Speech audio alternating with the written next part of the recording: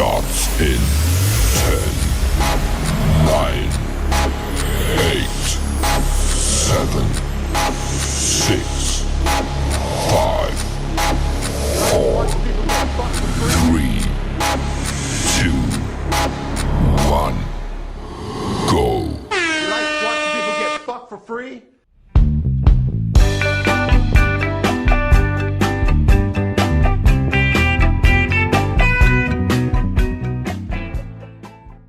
Long Rips in Video Games is a comedy and entertainment podcast intended for mature audiences only. This show contains adult language, explicit conversations, and cannabis-related content. Viewer and listener discretion is strongly advised.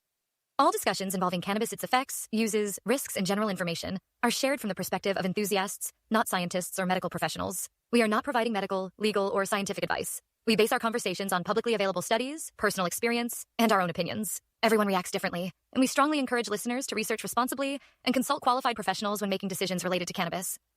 This podcast may include commentary, criticism, and discussion of games, media, trailers, and other copyrighted material.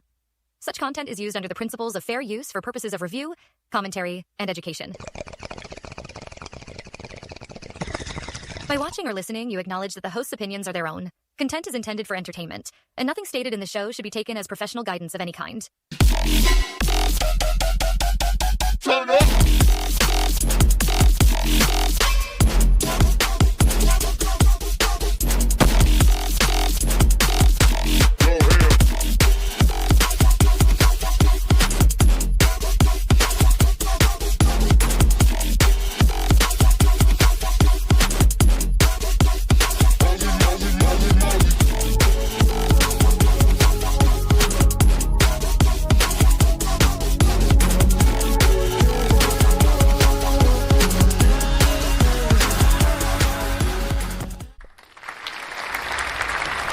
On time. What's going on, everybody? We're fucking back, and it's BRVG in the fucking house. BRVG is back, and we're back in black, baby. How you feeling today? How do you feel to be back? That's bright. Hold on, let me fix that. That was insane. I thought my new light went through your screen for a second. Almost. You look good though. You're. It's just the light. It's just the light. Because remember that light I was playing with the other day? Yeah. We found the plug for it, so I got it hanging up above, but like it's a little too. It gets a little because if I bring it down here, right? Oh yeah, no, you're luminous. I start looking like I haven't seen the sun in weeks and shit like that, and you know, I've seen the sun. I swear. So we're just gonna bring that up just a little bit like that. But I mean, we got it going. We got it going. You know, I could see you too. How the hell are you doing? Interesting background, I'll say. Very, very interesting background. You're always surprising me with your shit behind you. So it's pretty cool. I keep on finding shit on Pixabay. They have it has non-copyright motion backgrounds and photos and stuff that you could use for backgrounds and stuff like that. So like I'm always looking for new backgrounds. I actually got like 6 of them today. I just wanted to use this one because it's got like hot dogs and stuff behind me. Well, speaking of backgrounds, guys, if you noticed, we got a new fucking background here. Compliments of Clean Sanchez himself, who worked on this piece, and I'm fucking digging it. I love the color. I love pull it up front. I love that. Look at that. Look at that. You got that fucking that high element. It makes you feel heat. The only thing that's not mine is the smoke element. I actually had to find that like through an effects pack to add that in there because you know you can't have a BRVG background without smoke in it. You know, it's possible. Absolutely. Yeah. But other than that, man, been fucking gaming. But I appreciate it though. That's a fucking loot. Credit where it's due, man. Credit where it's due. You should see the purple one I made before JM and Diggs changed to red and blue. Fucking bastard. But yeah, go ahead. Back into streaming. Got my channel back going again. How was it? I'm still working. I saw what you put. Still working on some kinks, but I figured it out. I have to actually export my fucking desktop audio as a channel itself, but desktop audio. Yep. And use it as the audio from that. So I kind of get where I went wrong, but I was able to get everything else going. The stream was fucking clear. You heard Toshi. The Discord conversation was clear. Yeah. The only thing that was missing. I was streaming at the same time, so I had your volume down to not interfere, and I had showed up when I was listening. You weren't even playing yet, so like I couldn't even tell you if I heard the game or yet not. But I had you on my little corner right there, like like I was like CIA or something like that, you know? Yeah, and JM said too. But I appreciate that definitely. But I guarantee you, the whole thing with the fucking audio is something that we've all been through. Like, do we use the desktop audio or do we just use separate layers? Solving the issue through Meld was a lot easier than solving the issue through OBS. I'm gonna say it right now. It was a quick fucking fix through Meld, which I was surprised about. I actually got to piggyback off that because I just looked at OBS. Mm-hmm. OBS looks just like Meld now, and it works just like Meld now. So I'm starting to get a little confused.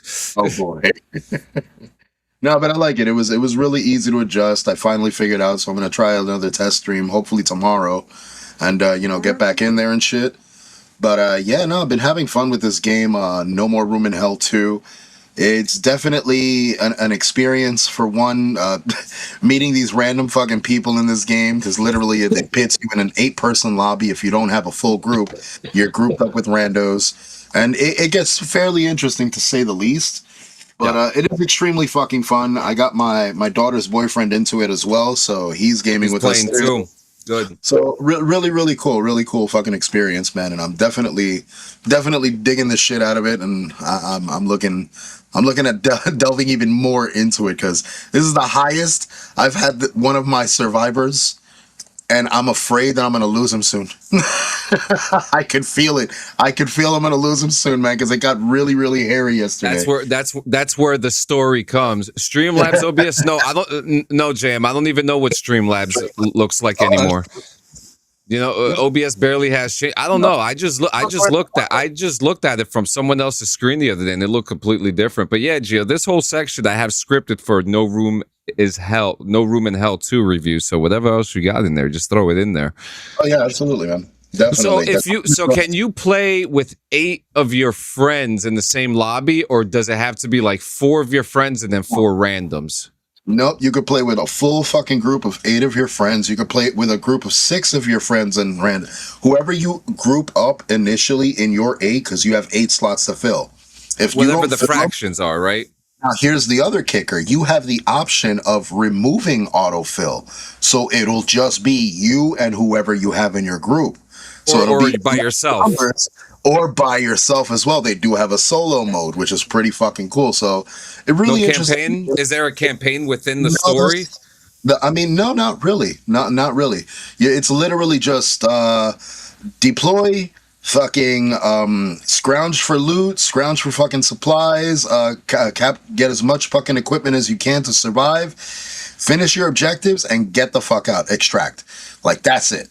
I don't know. I like that. Who the fuck is sending us out on these missions? Why we're out on these fucking missions? Where this company came from that's putting us out? Who the bitch on the fucking comm is talking to the entire? I don't know. None of these people. So it's not like Arc Raiders. No, it's definitely not like Arc Raiders, but it just throws you straight into the action, which is what I fucking love. When my daughter's boyfriend asked, about the game, and he immediately got home and he was like, "Oh, I'm doing the tutorial." First thing I told him is like, "Fuck the tutorial. You do not need the tutorial. It's basic fucking controls for any first-person shooter. It's just the game mode itself, like the mechanics of the game itself, make it interesting." I love the fact that you have to. It gets old now. I wish more games, right? Like especially like a survival zombie game. Yeah. And I'm gonna say this because like the Arma and DayZ like controller schemes that they have. It's like the one button on your controller does like 5 different things depending how you press it, or if you hold like a bumper or something like that. That's really weird. But it gives you more options. You know what I mean? Like I get it. Like if you hold right trigger with a bumper and then it's like yeah, or something like that. You get like, you know, your flashlight turns red or something like that. I don't fucking know. Something in there, but I really feel like, especially a game like No Room in Hell 2 would like benefit from a mechanic like that where you have more options with the buttons, especially since it seems like there's so much going on in the game. It really is. Like honestly, I could definitely say for a fact the game has a lot of bugs it needs to address in order to become a perfect, like, well, there's no such thing as a perfect game, let's be real. But in order to become like, you know, a really We've been close. We've been close, yeah, but we haven't really hit the mark yet. But in order for it to be like a better game, like a mechanic like that would immediately benefit. Definitely. And then, yeah, like not allowing him to look. That's another mechanic which was hilarious. JM was able to hop on and off a fucking train, like fucking moving. Like no, like a platform. Like, you know, the train platform. You got the rails on the bottom and up. Yeah. He had an electronic box which has some weight to it, and he's there trying to fucking. He was able to jump up and down with this box in his fucking hands. When it came down to getting up there with nothing in his hands whatsoever, he fucking couldn't do it. So he died on the tracks. It was pretty bad. It was fucking bad. Yeah, dude. So he died on the tracks. Oh, so wait, is there a moving train? No. You have to get on the train to extract. The extraction train. Okay. The train. There's a train extraction and a helicopter extraction. The helicopter will show up on a roof and fucking lay out its platform. You got to get in and shit. And while you're in, it gives you a timer as for the extraction. So zombies can still come up and get in the fucking chopper. So you have to fend it off and shit until everybody gets in. But before that thing showed, I could get up and down, no problem. That's great. So, what was the question that I had? So, is there a timer for how long you could do these missions, these extractions? No, you can. There is a timer if you pull off an early extraction. So, an early extraction you could pull off once you find, you know, a certain key card and so on and so forth. But for the most part, you're not timed in order to complete these objectives at all. You can literally pace yourself, explore the map and shit. Like it is really, I guess, lenient. How big is the map? It's big enough for Toshi to not fucking make his way to evac on time because he got lost. How many characters has he lost? I'm gonna say 2, maybe 1. Two's too many. Two's too many. We both lost one character I can attest for, because we were thrown into a mix where we grouped up with a good group of guys, and then they decided to go in hard mode. We had no idea. We just thought the difficulty was going to be higher. Yeah, we expected it. We didn't know that when we died, it was fucking permadeath.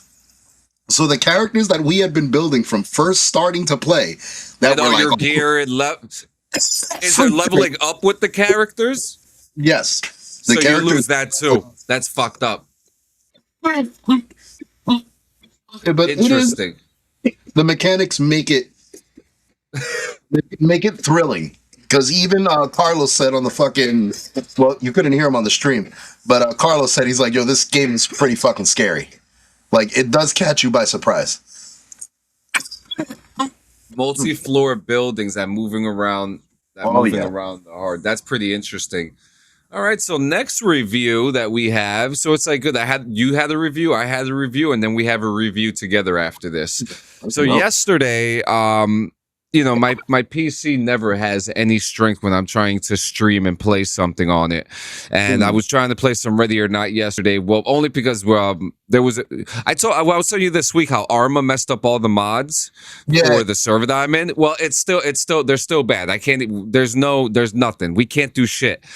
And so we moved training to Ready or Not, right?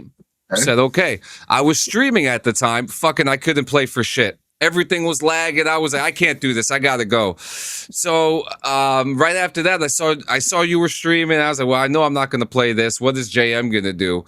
And I can't remember if it was. I think it was Rob. I think it was Rob, and he was just like, you should play Halo.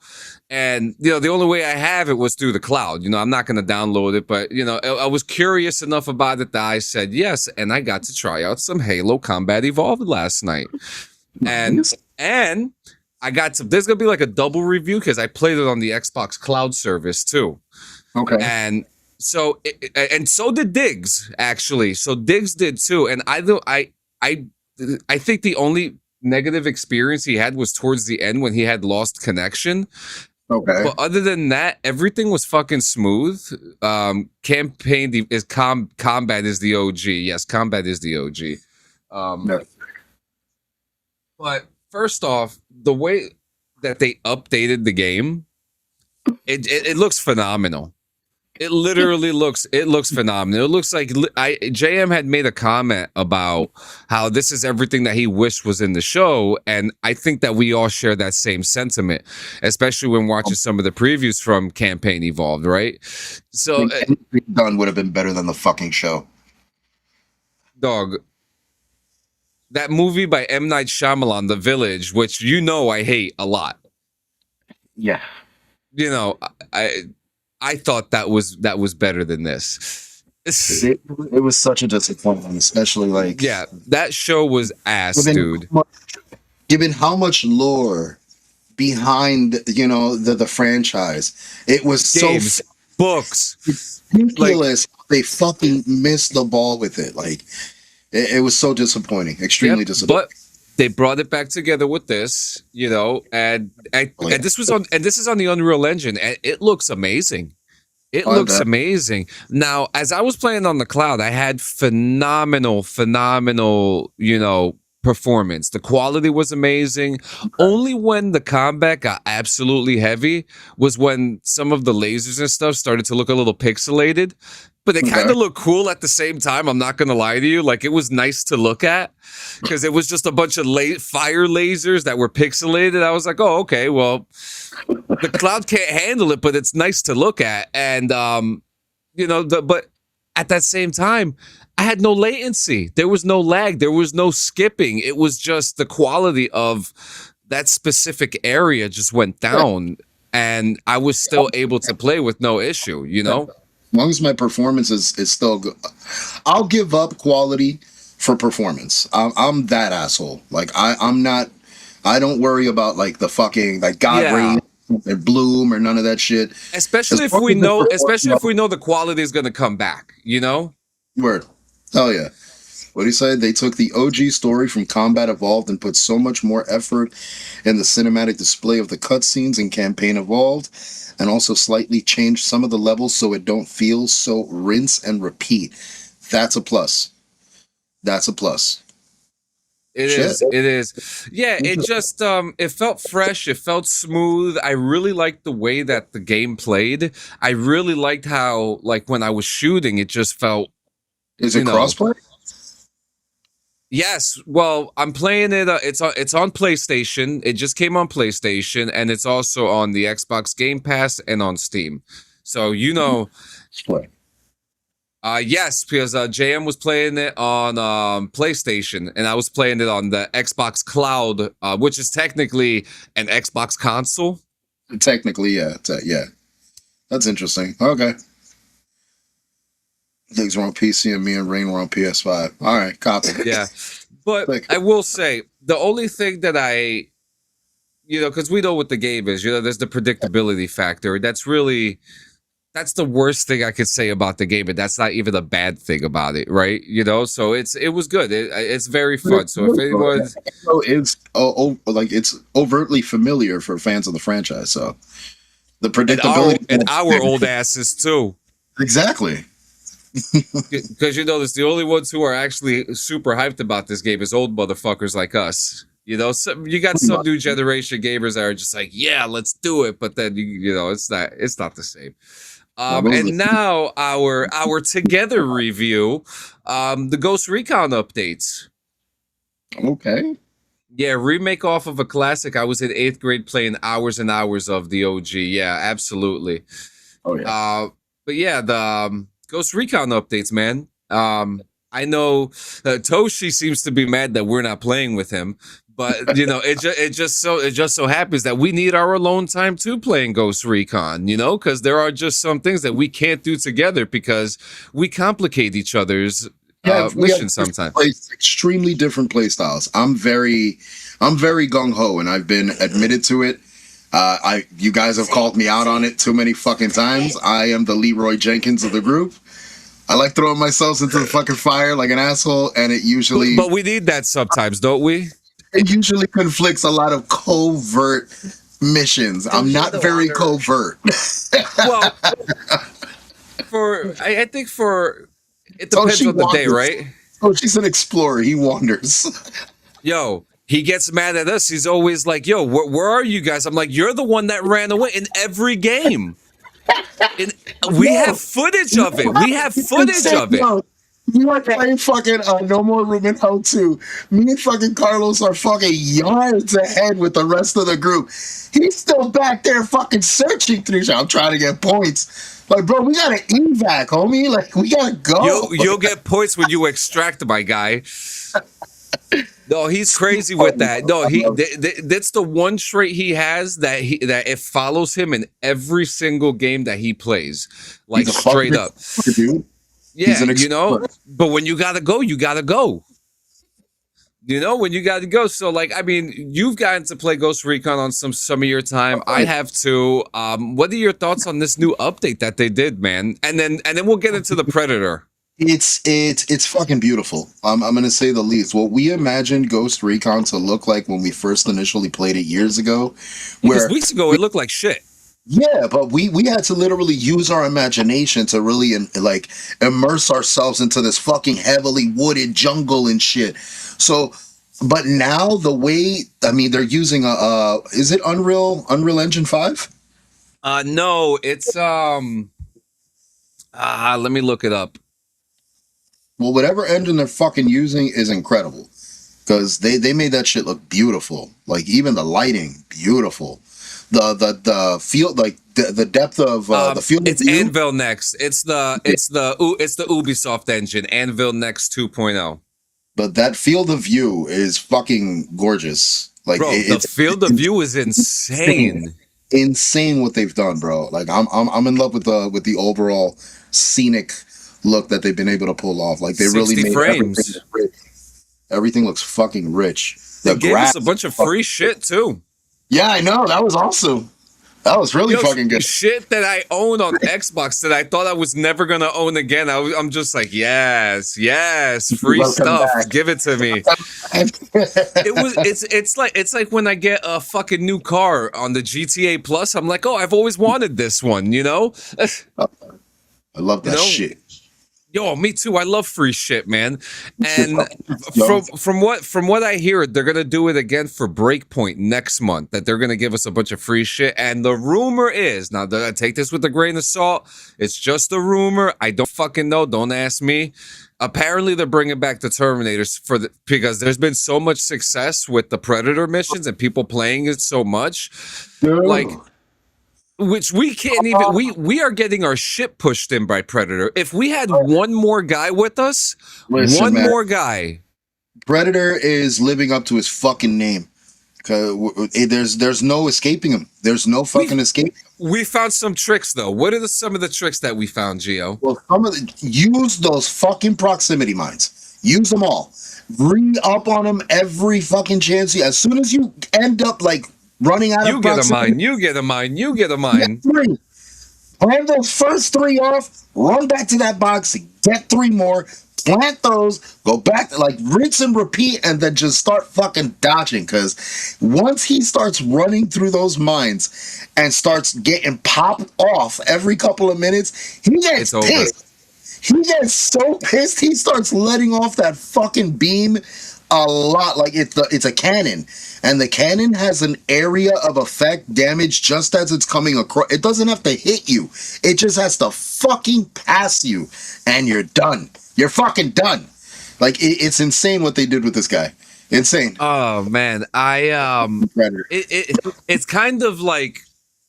Fucking Yocha. It's bewildering.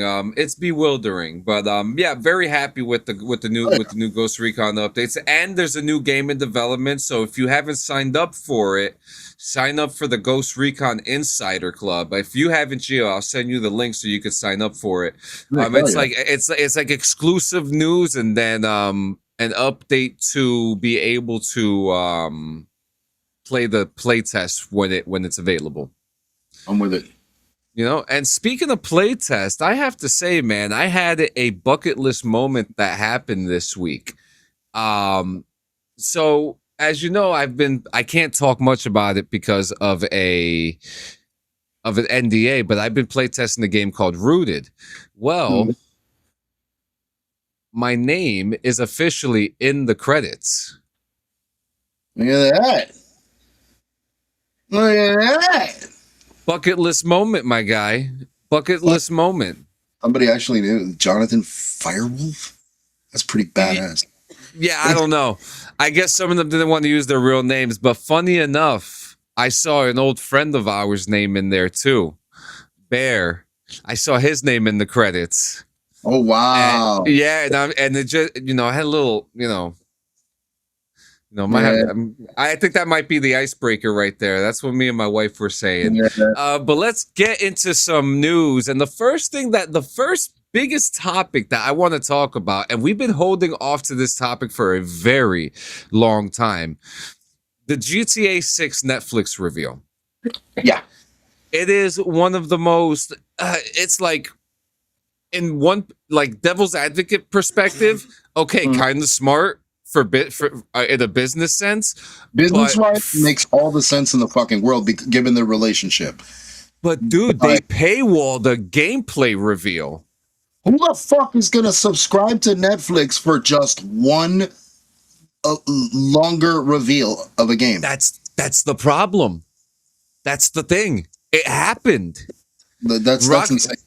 Rockstar insiders are saying that they don't even have a word or a reaction of how or what's going on because it's gotten so intense. The Netflix subscriptions, the pre-orders, they're saying the numbers are like way above the word astronomical. But then again, go ahead. If you're behind Rockstar, you're behind this fucking huge machine, atom bomb that exists within the gaming industry. You should have anticipated all of this. You should have, in fact, there should be, let me be fucking real. There's people that are hired to specifically allocate the numbers specifically for just in case situations. Like, hey, if our numbers hit this much, then we have to be prepared to do either A or B. If our numbers do not exceed this, we have to be ready to do either C or D.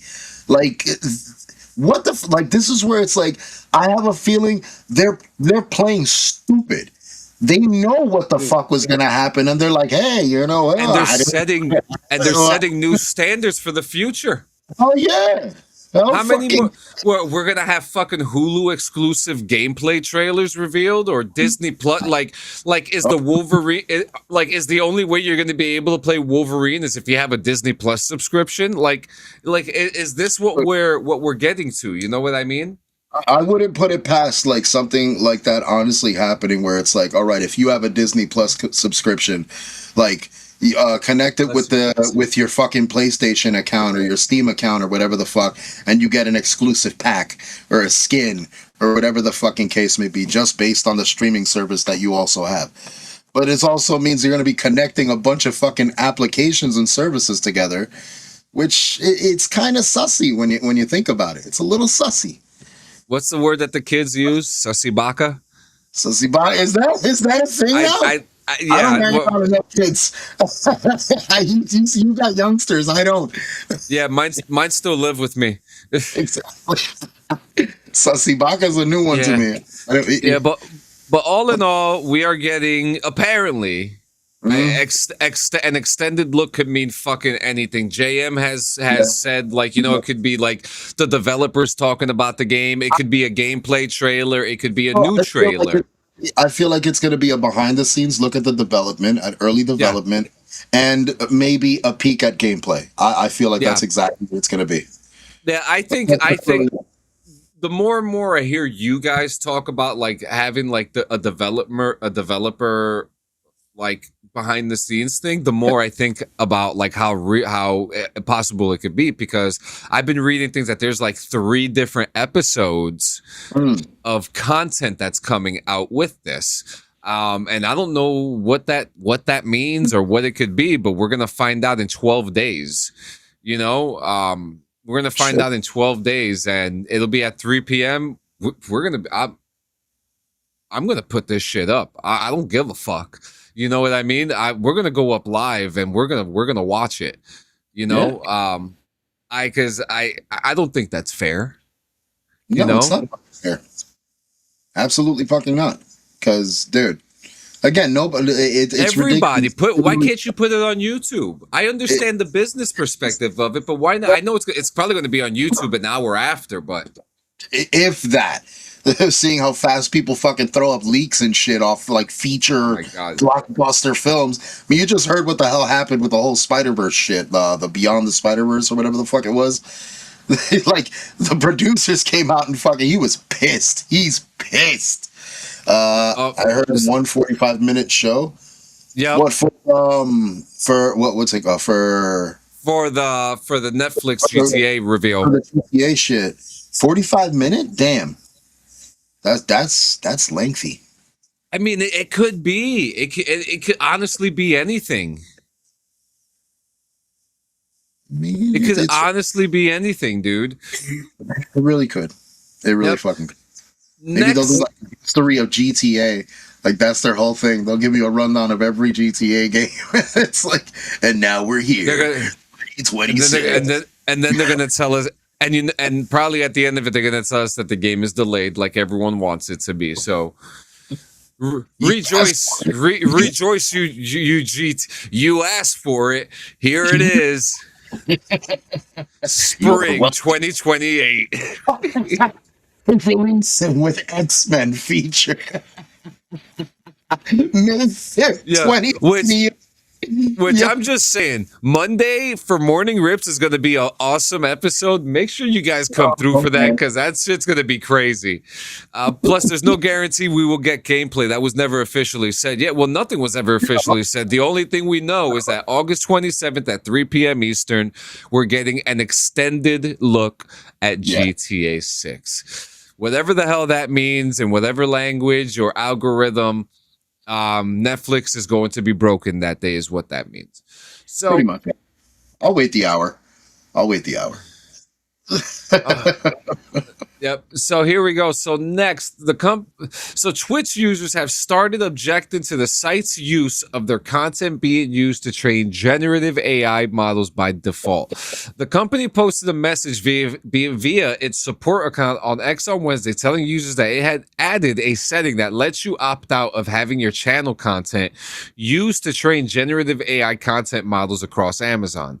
The message has resulted in backlash from users who don't want their content being used to train generative models and who believe there should have been an option to opt in, instead of everyone being opted in by default until they realize it's happening and opt out. So to opt out, users have to go to their security settings on Twitch and turn off the option which says training for generative AI. Yeah, it's the third option up from the bottom.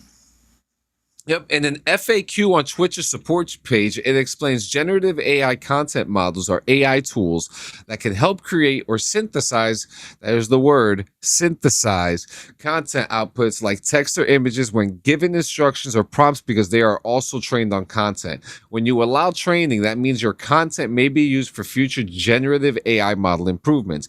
And an example of what happens when you allow your content to be used for training a generative AI content model is that your audio might help refine models that create speech to text, would help improve captions at Twitch, but would also help improve captions across Amazon. So I never got a contract to do subtitles for a company for their shit. Absolutely. That was not part of anything I ever signed. I never also signed up for having my content being trained for generative AI either. No, I opted out as soon as I read the article on Thursday, because that's when the article got posted up. Thursday it went up, and as soon as I saw it, I went straight to Twitch just to like see if this was like legit, or if it was like a spoof. But Kinda no, sneaky. It's kind of sneaky what they did, right? Get a notification. We didn't get an email. Like nothing. Nobody was notified whatsoever. To say that you're automatically fucking like active in this practice, and now you have the choice to opt out. Like, no, we should have had the choice to opt in. I agree. Exactly. And you know, I was talking to JM earlier about it too. He said the exact same thing, and that's the point. Like, when did we start lose? I feel like that's like kind of like a right being taken away from us, right? In a way, and it's almost like AI has all these loopholes that they could just. It's called being intrusive, extremely intrusive. Like now you're taking liberties and permissions with a product of mine without any of my saying. And it's kind of the same thing that was happening with music. With Estepario, he was talking about the same thing. He didn't ask permission, but he had to go on a list and find out that his content was being utilized to train AI. Like, nah, it should not fucking be. Absolutely not. Someone who willingly goes onto ChatGPT and puts their email in there and signs up with their email, that's on that person, you know, that's on them. And they know they once you, and especially, and this is not just for ChatGPT, but pretty much for almost everything that you sign up for now, because everything has fucking AI now. When you go into a website and it tells you, oh, this and that. If you open a browser, Gemini, fucking whatever the case may be, it exists. It's already there. Gemini was kind of forced upon us too, if you think about it, because we've been using the Google search engine since we were kids, you know, and even before that, we were using Ask Jeeves, and then kind of like Gemini, just kind of like, I never realized that when it started giving us answers that was like the Gemini. I was like, wait a minute, like, how do you know things? How do you know things before I tell you them? Like you're just supposed to give me links. Like you're not supposed to give me information. Way more work than you should be. Motherfucker. Yeah, very weird. But yeah, this is like a very sneaky thing that happened, and like you said, man, you know, immediately, you know, taken out, because who wants that kind of stuff? That kind of stuff is something that is by choice, and honestly, I think you should get paid for. You know what I mean? Like that's your shit. Like you through content in order to train your product. Like, no, that means you're gonna benefit from that product that is being more trained. Than I will benefit. Fuck you. Absolutely not. You kiss my shit. I make $9 a fucking month. All right, fuck out of here. Fuck out of here. But yeah, man, that's a crazy one, and I do apologize because you did put this in the thing, and I missed it. Because you know what happened. I'm just glad that everybody was fucking able to catch it, because it's a risk to us. Because JM called me this morning, and he was like, "Did you see what Twitch did?" Dude, what? That was one of the first things that came up on MSN, because I have it like specified to either gaming or streaming or shit like that. So I have like specific news that pops up. That was the first article that came up Thursday, and I was like, holy shit, like that's pretty big. I even put like asterisk. I was like, this is. And you want to know something? I didn't even notice it. Like, well, I noticed the article. Like, I just, you know, because there's so many. It's just I hate that there's no fucking thumbnail to those links. I gotta investigate that, because even when we do, like, I do our scripted document, like for our document, like the MSN like doesn't show up, and I'm just like, you motherfucker, like what do you do in MSN? You fucking assholes. Fucking weird. Now this is not an affiliation or a sponsorship, but for those who use Elgato Studio just released a new open beta now, right? And for those who use their products, like their microphone, their teleprompter, which I really want their teleprompter, but it's $300, and it's like, yeah, it's like this big, useful, right? Because useful, but I can't. $300 is a lot of fucking money for that thing, man. Yeah, fuck that. We'll go back and use flashcards like they did in fucking Mad TV, dude.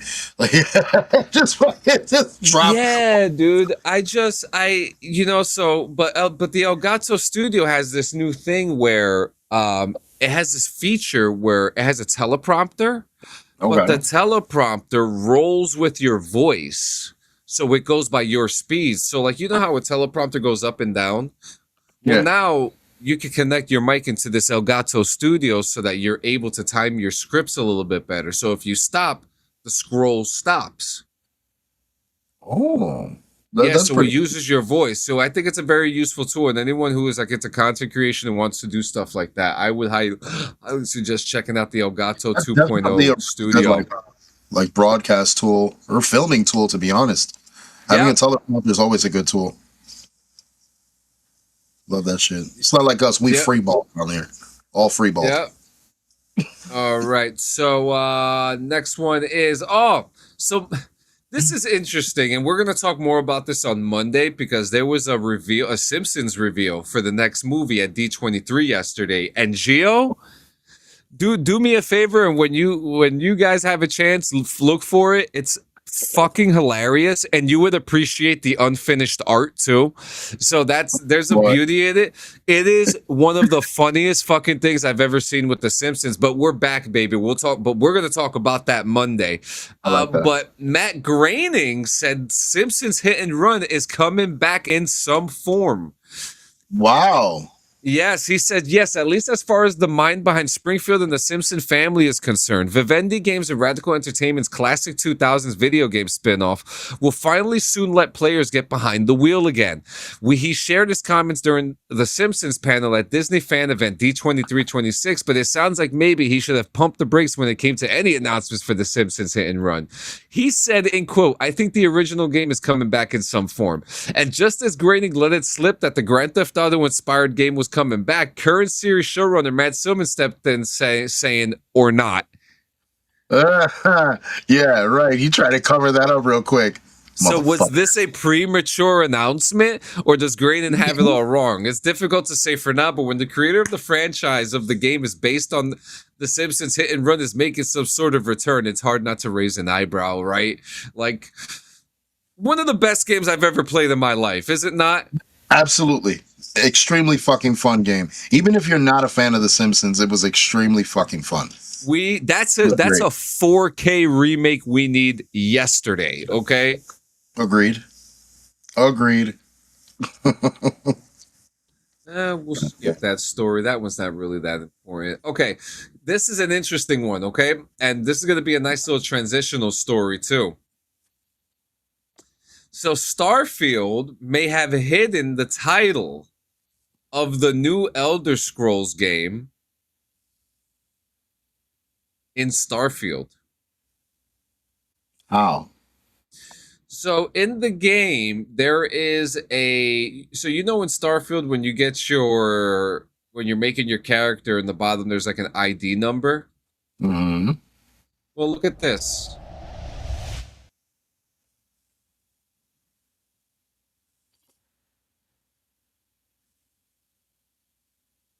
So apparently this has been hiding in plain sight the whole time, Gio. And it now other like what's it say here? Now one of the developers kind of let slip that this is true and that the next game for Elder Scrolls is called Sentinel.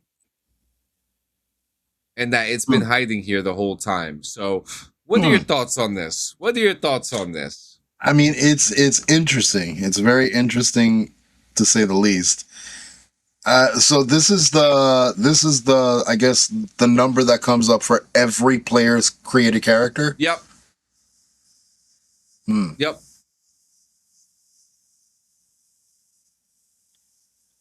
And it's interesting. It's definitely pretty cool. I just don't. I'm not sure. I don't know where the tie-in is with the word. Same. I like that's where I'm like, unless it means like who the next protagonist is, Because for me, anything Elder Scrolls related is always has to do with like a Dragonborn or some shit. Yeah, I agree. So it's strange. Now, here it is. One former Bethesda designer with major ties to the Elder Scrolls confirmed that Sentinel will be the game's subtitle.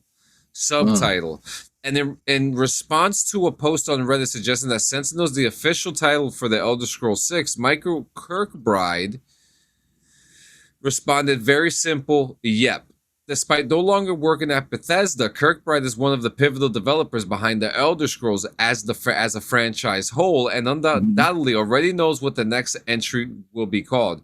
As such, his word carries more weight with that than perhaps the Starfield Easter egg even does. So we'll just have to wait and see. I guess, yeah. And transitioning into more Bethesda news. I got to get the picture up because this is absolute fucking bonkers, my guy. Do you remember anything about this story, Gio? Yeah. The visit from president of Xbox, welcomed with a group of red flags and a giant rat and a bunch of fired laborers. Yep. Hell of a welcoming party, I'll say that much. Yep. And now, when I first saw this article, I thought it was the rat from the Rat Radio. It kind of looks like it, yeah. You know the fucking rat that they always bring into the fucking supermarket and shit? Yep. The one that you called out for for not understanding cultures. It's true though. So I swear to God, I almost kind of think it's the same inflatable rat. I think it is. I think it's just a model. It's just painted differently. Yeah. So the large expandable rotor is the work of the CWA union, whose workers include current, former, and Bethesda staff enraged by Microsoft's recent mass layoffs, and former employees who carpeted the street outside Bethesda's building with hundreds of red flags. One of every staff member laid off by Microsoft over the past 12 months. And not yesterday, but this day, Xbox boss Asha Sharma enthusiastically confirmed she had seen a live playthrough of Bethesda's highly anticipated RPG, and even teased its under wraps subtitle. Perhaps unsurprisingly, Sharma made no mention of the enormous rat outside, though. The scale and grandeur are incredible, referring to the Elder Scrolls 6, and the story is even greater. No, they're referring to the rat. Now, during this little protest, people were chanting, "Who's the rat, Microsoft?" can be heard in the background.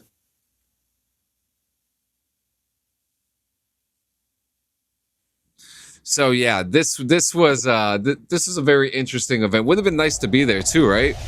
I mean, yeah, as press. There's nothing else. Just press. Just press. Oh man! All right, Gio. Well, talk to us about our friends at Hemper. Ooh, you already know the deal with fucking Hemper.co. Hemper.co holds it the fuck down when it comes to all your fucking smoking accessories. Talking about bongs, fucking bangers to go with your bongs, fucking bowls to go with your bongs, fucking all kinds of fucking decorative bullshit to put on your goddamn bongs. If you don't think the bongs are decorative enough, and trust me, they're decorative enough. Monthly themed bongs, every month a different fucking theme, a different bong to select from. They always have every fucking bong from previous months in their catalog that you can check out at Hemper.co. So do yourselves the favor, check it out, bro. Subscribes to one of 3 fucking tiers today, and be sure to use code BRVG when you check out. Holy shit, I'm fucking stoned. I just realized it. God damn. But yeah, man, definitely do yourselves the favor. Use the code, get an awesome fucking discount, and save yourself the little bit of change, and then buy yourself a fucking a wrap with it or something. I don't fucking know. But yeah, do it. Shut up there. Go buy yourself a wrap with it. All right, so I had realized that we didn't spin the wheel last week, so I got something for us. So last week, 2 weeks ago. So make sure you have the wheel ready and spit on that thing for our. But we're gonna do. I have a quick thing for you that I think you guys are going to appreciate. Sure. Okay, what happened? He said spit on it. I was like, I'm not doing that.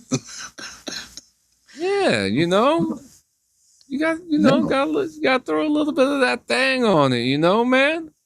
It's not the Austrian. Okay, so we're gonna go through a quick little list of 10 pieces of forgotten gaming tech. Okay.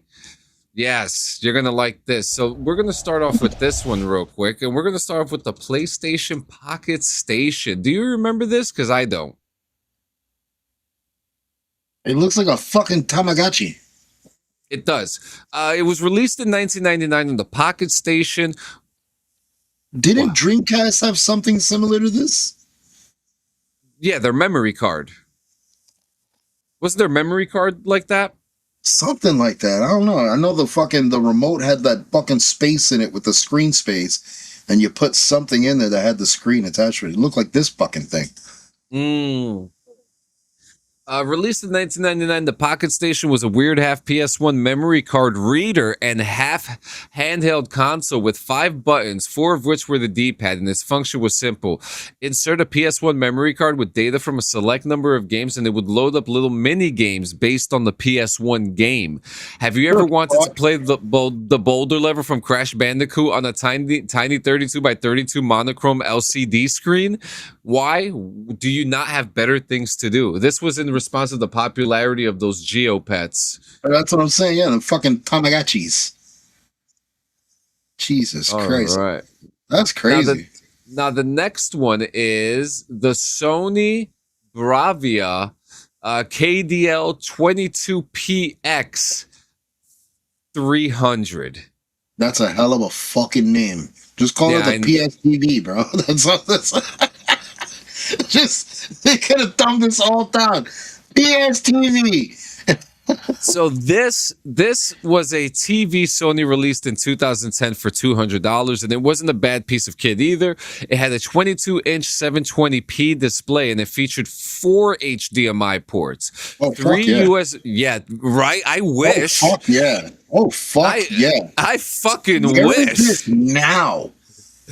We only get 1 or 2 at the most now. If we're happy enough. Yo, yeah, it's insane. This is fucking crazy. Wait, it gets better. 3 USB ports plus VGA and components inputs, as well as a built-in Freeview tuner and an Ethernet connection, allowing the TV to access YouTube and other services that were available at the time. What year was this? 2010. Motherfucker. Yeah, we were still poor. But the thing is, this is not number 9 because it's not why it's on the list. No, Smart TV before smart TVs.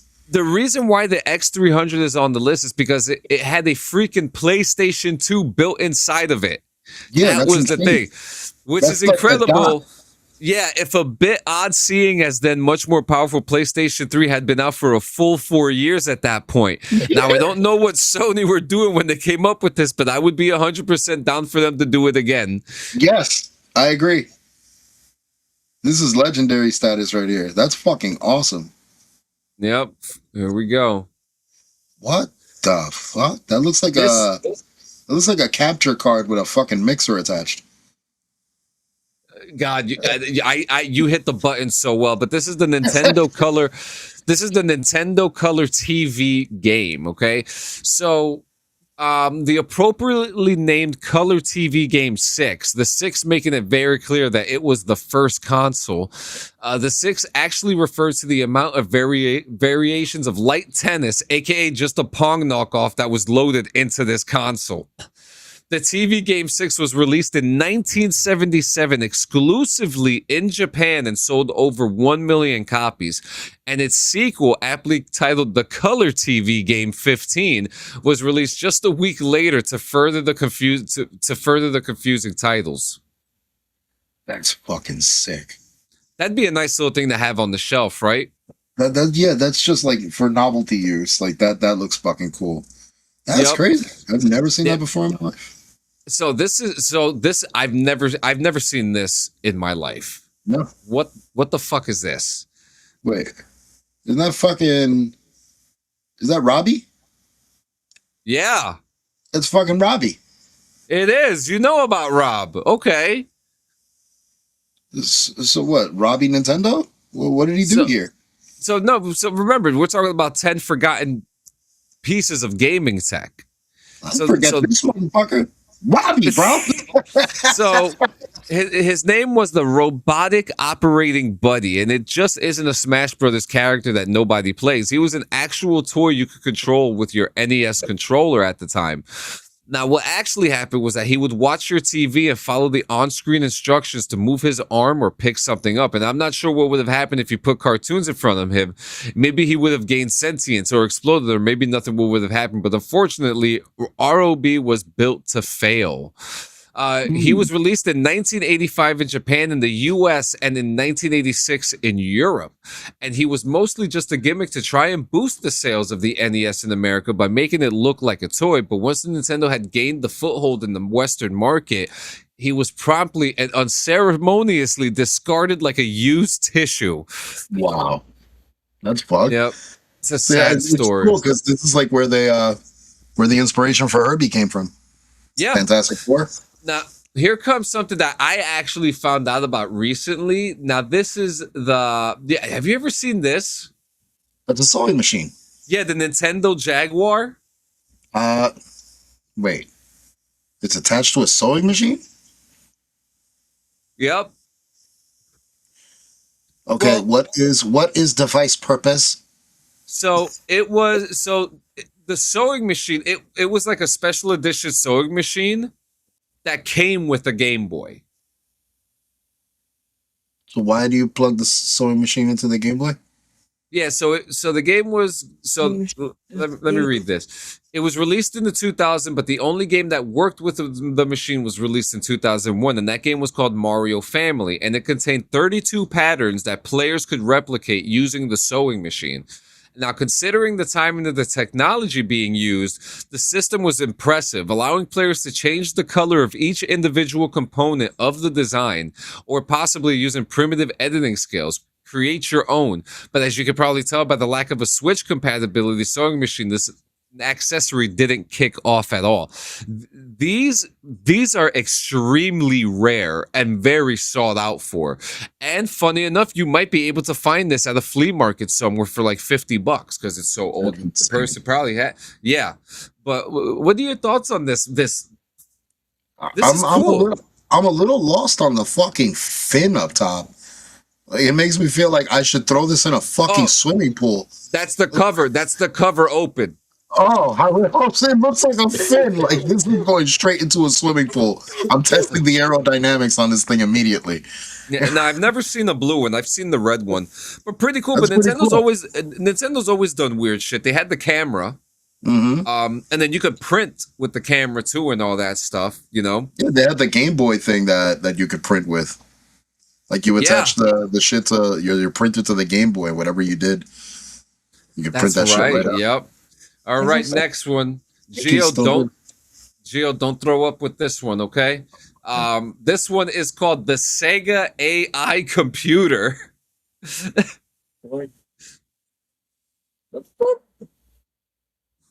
Wait. What? This was a computer system released by Sega in 1986, exclusively in Japan, because Japan got most of the weird technology that's been released. Although selling poorly, the system was apparently considered to be ahead of its time. The system seemingly only played educational games that ran off Sega cards, and the same type of cards used by Sega consoles that were released at the time in this game, and the cards came with an overlay mat that you would place onto the machine, meaning each game would have different controls. And honestly, there isn't much to say about the Sega AI computer other than it's sold poorly, and there seems to be very little detail about the machine recorded in English, which may show you how good an educational device it was. Yeah. That's fucking crazy. Yeah, they were talking about this stuff right before the Terminator came out, man. Golly. This is one I've never seen either. Is that a fucking gaming chair? It's the Sega Action Chair. The Sega Hang on, I got a big screen, my shit. Mega Drive Master System Action Chair. Yeah. It does not look comfortable. What is this? Was this supposed to move? Let me read this. So yes, it says, yes, you read that right. This chair was a controller, not a chair with a controller attached to it. No, this was a chair that controlled the game, released as a peripheral for the Sega Mega Drive in 1992 for $100. You fucking kidding me? Did you get to sit in it, JM? JM, did it swivel? It looks like it swivels or it rocks, right? Yeah, but the arms and shit look locked. Okay, so it says that the action chair featured a movable chair. There you go. Oh, Where the movements were mapped to the D-pad of a Sega Mega Drive controller, which means that lean the chair left and the chair will go left. Lean the chair right and the character will also probably go left because it's a freaking chair. Not to mention the fact that this is word for what this article is saying. I get it. And it makes logical fucking sense, yes. He said because it's a freaking chair, not to mention the fact that while you're leaning to try and move your character, you will also be trying to not fall out of your uncomfortable looking chair. Yes, but it sucked. It only worked for like 3 or 4 games. Interesting. Damn. $100 at the time. Yeah, Jesus Christ. All right. No. Oh, whoops. Okay, number 3. The Sega Activator. This I remember. Yes, I remember this one. This I remember. So this in the early 90s, Sega was working on a virtual reality system that was apparently too realistic. What? So they scrapped it and instead released a motion controller in 1993. But unlike Nintendo with a silly glove, Sega instead opted for an octagonal ring. Silly glove. Fuck you. Yeah, I like the glove. I would. Glove is rich, bro. I don't give a shit. If I had a power glove, I would walk around with that shit everywhere, like I was fucking Thanos. All right, gauntlet, bro. Yo, for real. They opted for an octagon ring that you would stand in, and the ring would use infrared beams to interpret player movement. Oh yeah, Nintendo's Power Glove or something like that. Yep. Yeah, the Power Glove.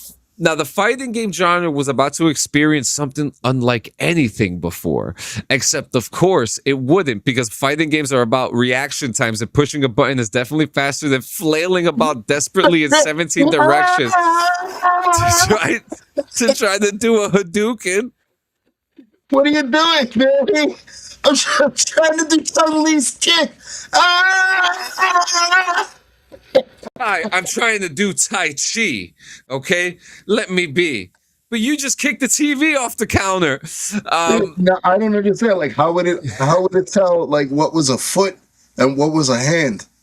It says it here. It says, unsurprisingly, the device was terrible at detecting the user's movements, and it also didn't work if you didn't have a flat ceiling, but still probably about as good as the Power Glove. A flat ceiling? Were you supposed to hang this up or fucking stand in the middle of it? What the fuck? Make sure you got a flat ceiling, but put it on the floor. Oh, man. Oh, boy. This is why we prefer the Power Glove. Assholes. Yeah. Now, this one, the Famicom 3D system. Do you remember this one? Famicom. The only game I've ever enjoyed that kind of movement was Wii Bowling, other than that controller or mouse and keyboard all day. Listen, those Wii games are fucking dope. Fun. Listen, those Wii games are fucking great. There's this one game I have. There's this one game that I have on the Switch. It's called the 52 Worldwide Games, and it's got bowling, which I'll beat your ass in any day. Sure. It's also got pool, chess, checkers, blackjack, poker, backgammon, all the old people name games and stuff like that.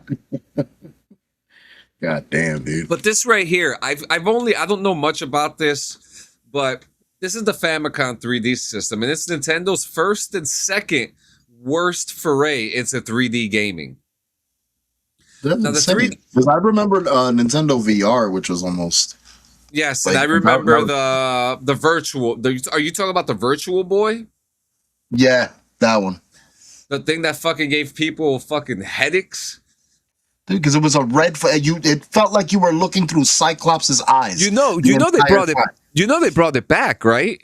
Are you fucking serious? Yeah, they brought it's a brand new one for the Switch that you put your Switch in there, and if you have like the Switch Online subscription or if you pay for the Switch Virtual Boy games, you could play it just like the old days, except now they say actually no, it's the same uncomfortable because it's still on that fucking stick. Oh God, no. But they have a cardboard version now that you could wear. Yeah. But yeah. So what's weird is that the technology used is not dissimilar to the method used for old 3D movies with the red and blue paper glasses, which coincidentally was the method used in America for the 3D games instead of the headset, which I just found that out today too, just now as I was reading it. And it's fascinating to read how it worked. Essentially, the game would flicker between two images and the headset would block out the eye that corresponds to the image, which that's crazy. This would happen at such a rate that there wouldn't be any flicker and the 3D image would be made. However, as you can expect, the 3D system did not sell as well, as it would cause motion sickness both in people wearing the goggles but also people looking at the screen with the naked eye. But at least it wasn't their worst attempt at 3D. Now, our last one, this thing is insane, and I'm hoping that you've seen this before. That PlayStation? This was the Sony Nintendo PlayStation SNES CD. I feel like this is this type of shit caused the death of Sega. Yeah, I feel like this type of shit caused the death of Sega as a powerhouse in the gaming industry. They kept trying to do similar shit like this. They didn't sell, and Sega didn't have the cash burn like Nintendo did. This is true. Now I thought this was probably the most well-known entry on the list, but I must be wrong because Gio, you look surprised that you've never seen this before. This was an actual real product that was put out for a very short time. But it's very forgotten, as you can tell. But this was its first attempt at gaming hardware was actually so this was before the PS1. Like this was Sony's first attempt at the gaming hardware was actually a collaboration with Nintendo, resulting in the Super NES CD-ROM, which was basically just a Super NES with a CD drive glued onto it. And it was planned to be an add-on for the original SNES and a hybrid console for Sony called the PlayStation. Catchy name, right? Which is a weird fact when you think about it, but it would be like if Marvel's first comic was just Batman with a mustache. However, this relationship didn't last, and an argument broke out between Sony and Nintendo about who would receive the profits from the games on the CDs.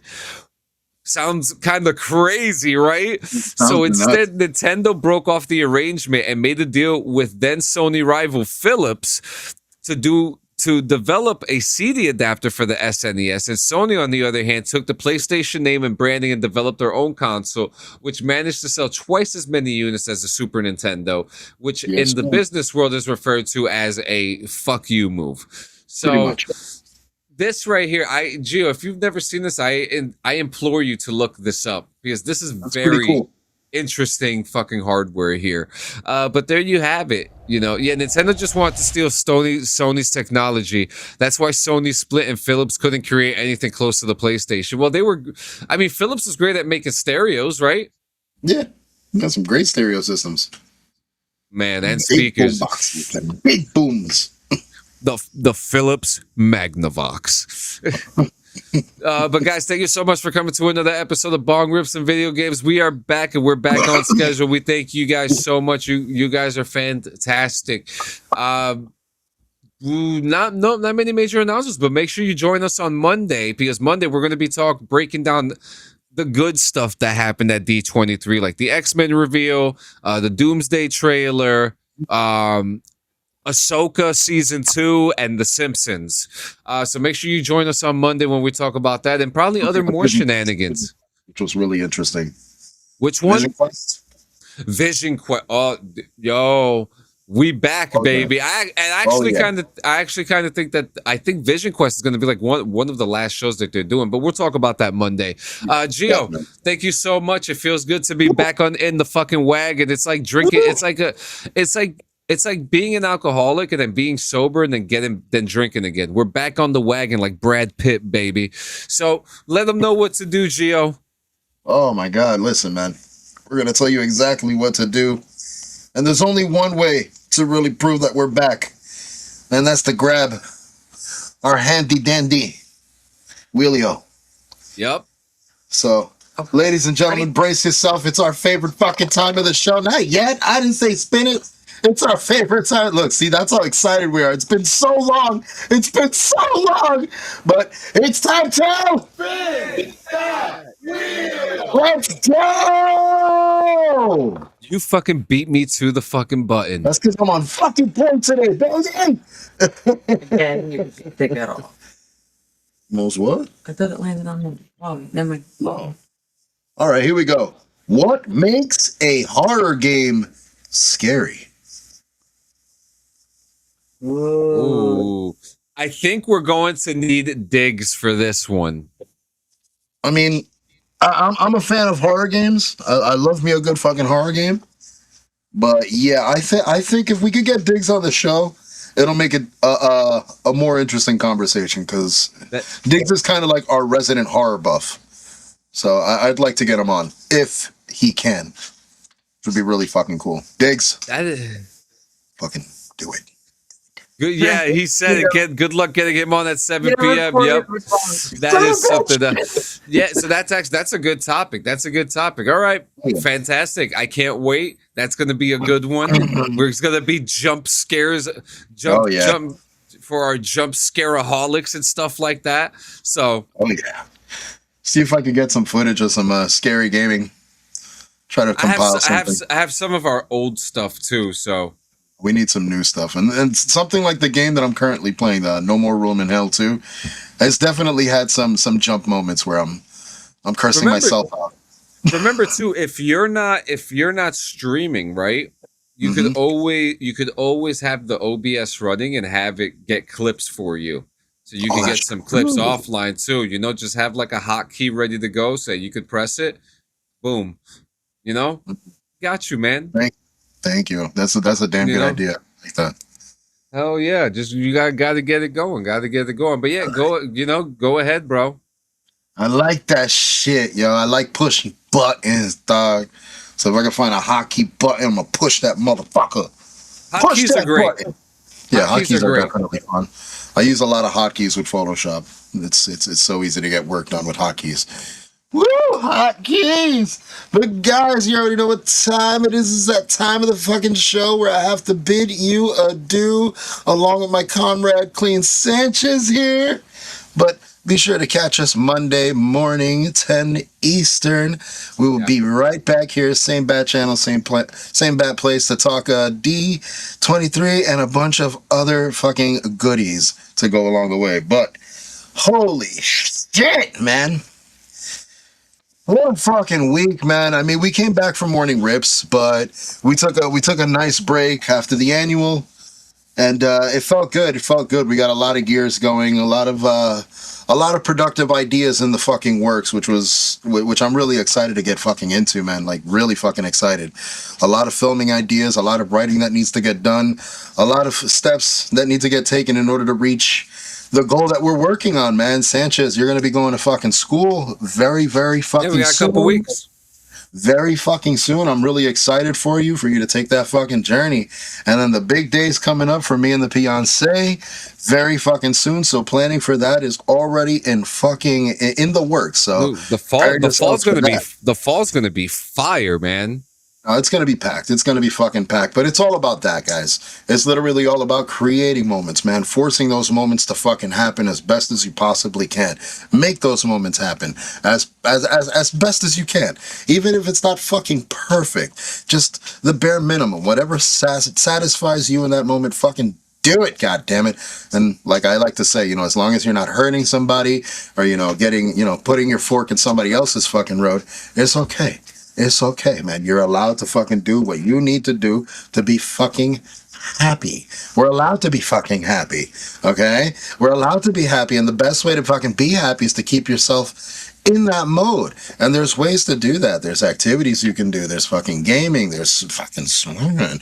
There's whatever the hell you need to fucking get it done. Draw, fucking start writing. Do what we're doing, man. Fucking think of an idea. Now. Put it down on fucking paper. See what you could create out of it, man.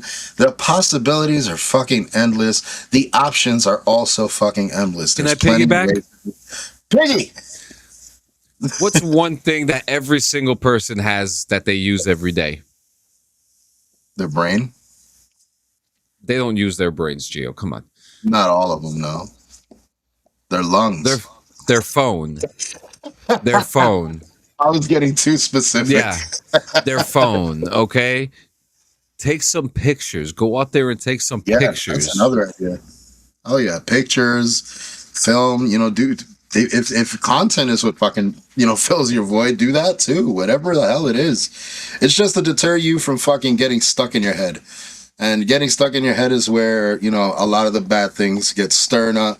Like, they get stirred up, you start fucking coming to conclusions that make no fucking sense because you have no other direction to go in. That's where the distractions come into play, and that's where your support system comes into play. So, if you got people around you that you can talk to, reach out to them. Talk to them. Let them know that something's troubling you. Let them know that things aren't going your way. Let them know that fucking, you know, that shit is just not going fucking right. And be open. Be very open. You are, like, as much as you would like to vent and let everything out, you also have to be willing to accept what comes with that as well. If you want to be open and open up to people, you have to take what they say into consideration as well. If you can't do that, then communication is it. That's where you got to start building and start working on that fucking skill. Because communication is a skill that everybody should have. Though especially nowadays where, you know, the sensitivity factor has gone fucking awry. So knowing how to properly communicate, and you know, depending on your circumstance, the situations, the scene that you're in, whatever the case may be, you have to know how to fucking communicate, especially when it comes to your emotions and your thoughts, man. You have to know how to communicate, and you also have to know how to receive, to reciprocate as well. So keep that in mind. And also, if you don't have fucking people around you that you can talk to, that you don't feel comfortable enough to communicate with or express enough with, dial 988 right fucking now. 988. Do it. These are professionals that have been assigned to fucking help you guys 24/7. 24/7, they're available to you. So use that to your advantage. Definitely give them a fucking ring-ting-ting-a-ling if you feel oh so inclined to do so, but hopefully you have a strong enough support system behind you that you don't have to go that far.